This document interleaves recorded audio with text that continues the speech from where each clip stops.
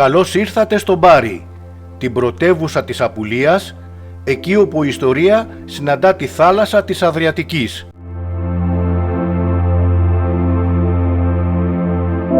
Η πτήση μας ξεκίνησε από το Φορτίνο ντι Σαντ'Αντόνιο, το ιστορικό οχυρό που στέκει στο άκρο της παλιάς πόλης.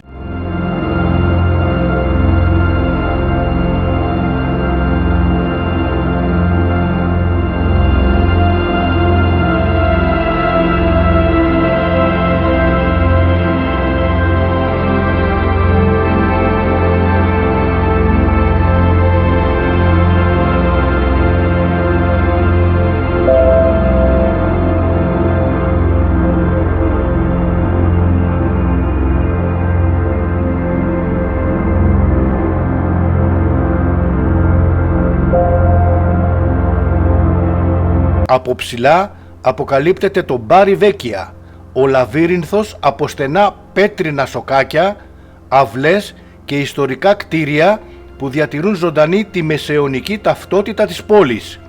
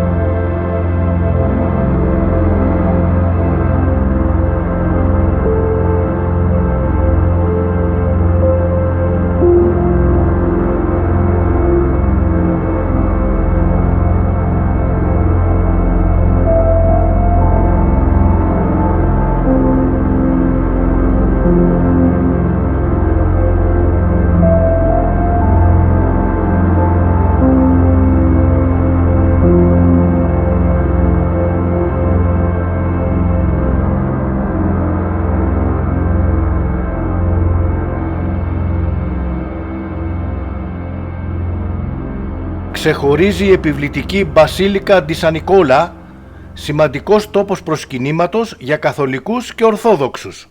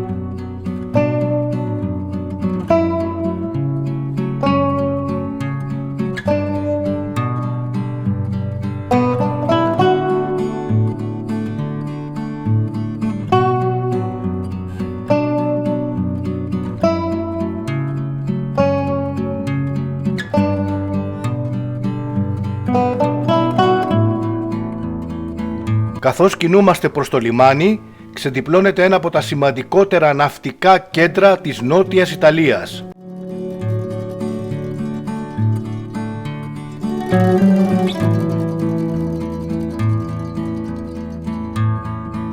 Το Πόρτο ντι Μπάρι αποτελεί κομβικό σημείο σύνδεσης της Ιταλίας με τα Βαλκάνια και την Ανατολική Μεσόγειο.